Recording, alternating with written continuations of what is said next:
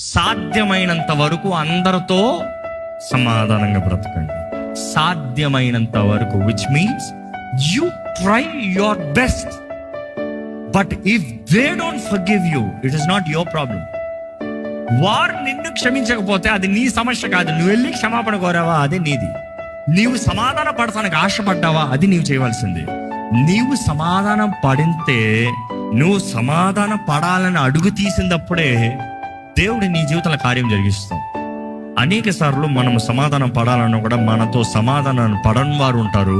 కానీ అటువంటి వారి గురించి మీరు చింతపడకండి. అండ్ ఎప్పుడు కొంతమంది ఏంటంటే, ఎవరు వచ్చి వాళ్ళతో కూడా పెట్టుకుంటాం కాదు, మీరే వారిని నొక్కుతారంట, వారిని రెచ్చగొడతారంట, వారిని ఇరిటేట్ చేస్తారంట. బట్ అలాంటి situation how do you deal? Simple. నీ హృదయాన్ని శుద్ధంగా కాపాడు, వారి బలహీనతను గుర్తించు, వారిని క్షమించు, వారి మీద ఏ చేదు పెట్టుకోవద్దు. Forgive, let go, keep moving forward.